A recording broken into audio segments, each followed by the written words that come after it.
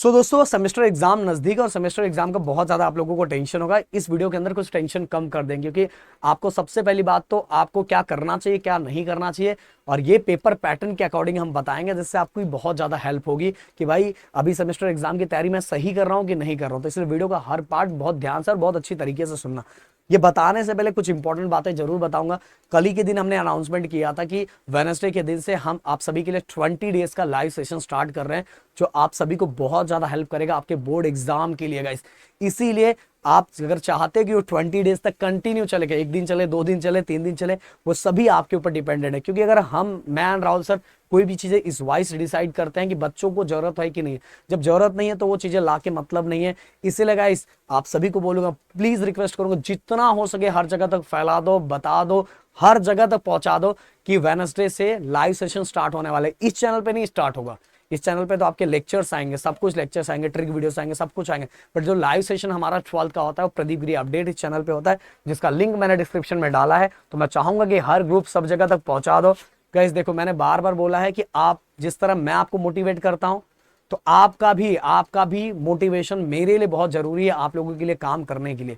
तो नए हो तो प्लीज इस चैनल को भी सब्सक्राइब करके अपना प्यार एंड सपोर्ट दिखा देना। इस वीडियो का टारगेट लाइक मैं 1000 रखता हूं, मुझे लगता है प्रदीप सर के लिए तो इतना पूरा कर ही दोगे। एक चीज और लोगों से पूछना चाहूंगा, क्योंकि उसी वाइज में टाइम टेबल बनाने वाला हूं और टाइम टेबल आज या कल में रिलीज हो जाएगा। आप लोगों को सबसे डिफिकल्ट सब्जेक्ट कौन सा लग रहा है, मैं जानना चाहूंगा। मेरे दोस्तों को सबसे ज्यादा परेशानी किसके अंदर हो रहा है, तो उसके अकॉर्डिंग ही मैं टाइम टेबल बनाऊंगा। तो कमेंट बॉक्स में जरूर वो चीजें लिखना। अब गाइस बात करते हैं जो सेमेस्टर एग्जाम अपना आ रहा है। देखो स्टार्टिंग में एक चीज बोलूंगा, सेमेस्टर एग्जाम में एक गलती बिल्कुल मत करना। सही बात है कि नहीं?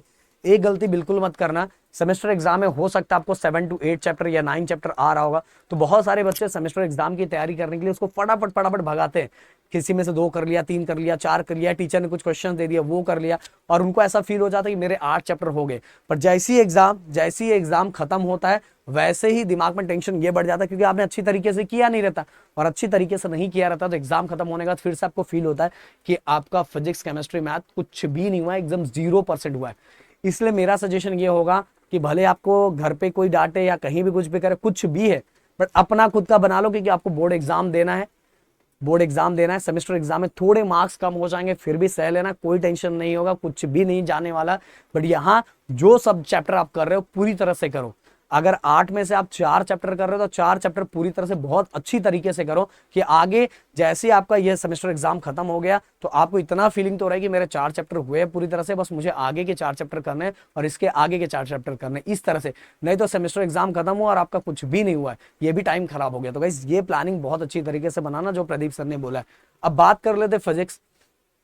अगर केमिस्ट्री मैथ का चाहिए तो प्लीज ये भी मुझे बताना, वो भी मैं बताऊंगा। तो टाइमिंग टोटल 2.5 घंटे का होगा सेक्शन ए, और सेक्शन ए के अंदर गाइस मैं बताऊंगा टोटल 7 एमसीक्यूज होंगे, और 7 ही गाइस वेरी शॉर्ट आंसर रहेंगे। और इसके बाद सेक्शन बी की अगर मैं बात करूं तो टोटल मिला के आपको टोटल क्वेश्चंस होने वाले 8 क्वेश्चंस होने वाले। ओके, मतलब आपको कितना 12 क्वेश्चंस आएंगे, 12 में से 8 क्वेश्चन करना रहेगा।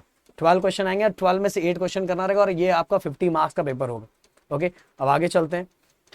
सेक्शन सी की अगर मैं बात करूं तो इसके अंदर जाएगा गाइस जो क्वेश्चन होने वाले हैं टोटल मिला के 6 क्वेश्चन होंगे, और 6 में से आपको कितना क्वेश्चन करना रहेगा, कोई भी 4 क्वेश्चन करना रहेगा।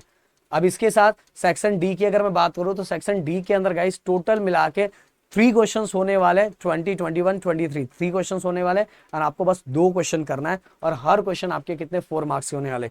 इसके अंदर गाइस 2 मार्क्स में स्प्लिट हो सकता है।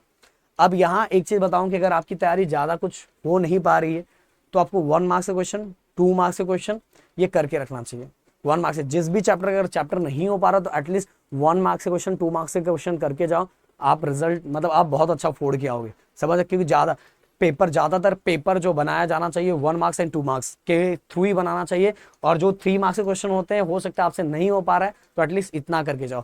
एक चीज और क्लियर कट बोलना चाहूंगा कि अभी ये पेपर स्कूलों में बनता है बहुत जगह पे, तो बहुत जगह अपना ही पैटर्न वो लोग बना देते हैं, अपना ही पैटर्न डिजाइन कर देते हैं। बोर्ड के अकॉर्डिंग का पैटर्न यही है सेमेस्टर एग्जाम का, यहाँ आपको दिखाई दे रहा है 50 मार्क्स का, तो 2.5 घंटे का, तो इसी अकॉर्डिंग होना चाहिए, और ये अकॉर्डिंग है तो बिल्कुल सही है गाइस। अब न्यूमेरिकल्स की अगर मैं बात करूं तो न्यूमेरिकल्स गाइस आपको पिछले 2-3 सालों के जो न्यूमेरिकल्स है वो एनालाइज कर लेना चाहिए। देखो इसमें बार बार इसलिए बोल रहा हूँ, आप बस सेमेस्टर एग्जाम की तैयारी मत करो, बोर्ड एग्जाम वाइज तैयारी करो। बोर्ड एग्जाम वाइज तैयारी करोगे तो आपको बहुत सपोर्ट मिलेगा। जितने भी चैप्टर कर रहे हो उनको डिटेल वाइज करो, समझ में आया? तो मिलते हैं नेक्स्ट वीडियो में। Thank you so much guys, जय हिंद एंड जय महाराष्ट्र दोस्त।